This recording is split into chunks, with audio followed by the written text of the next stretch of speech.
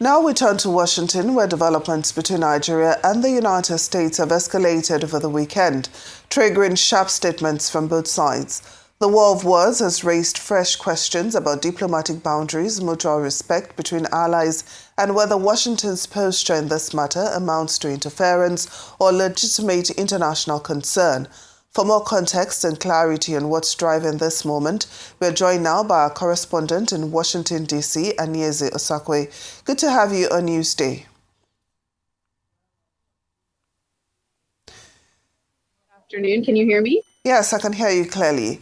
Now, bring us up to speed on the latest you're hearing there on the ground after this weekend's exchanges from both Nigeria and the U.S.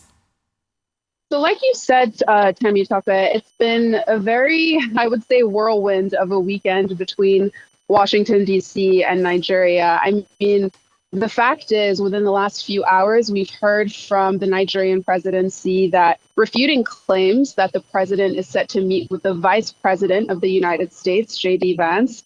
They said that, if President Tinubu was to meet in the U.S. or come to the White House, he'd be meeting with President Tinubu and not the vice president. So at least there's some clarity there in terms of, whether the president will be meeting with someone from the U.S. government. And all of this, of course, is coming after the U.S. made these grand claims over the weekend that, one, they were ending all military or all assistance to Nigeria, that they were designating Nigeria as a country of particular concern, and essentially saying that the Nigerian government needs to get its act together when it comes to defeating Islamic terrorists, in their words, and saying that there's a Christian genocide in Nigeria. Of course, the Nigerian government has denied all of these claims, but either way, when we look at the situation, it's incredibly significant that President Trump has personally come into this conversation that is a very Nigerian issue.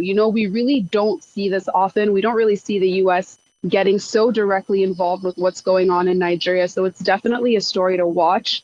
I think it's also incredibly significant that so much of the communication that we've been seeing has been taking place over social media. It's been on Twitter.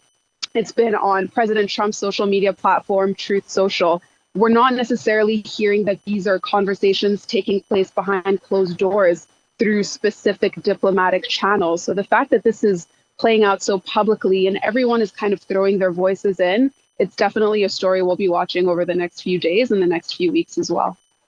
And what are you learning about what led up to this particular moment and why the U.S. has seemingly become involved in this issue? In terms of sovereignty, national sovereignty, are they allowed to intervene in this way?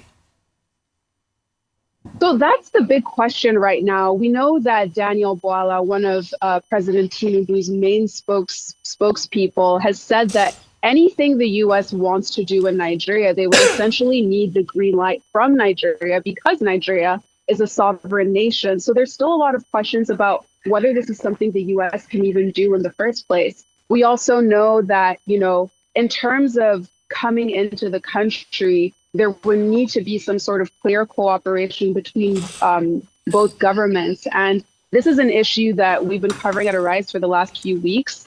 It's a topic that's been kind of bubbling up in more right-wing U.S., Republican circles online, and especially with, Republican Senator Ted Cruz from Texas. He's really been one of the most prominent voices at the forefront of this whole issue. And he has essentially been saying that a Christian genocide has been taking place in Nigeria. Of course, like we've all said, the Nigerian government has denied this.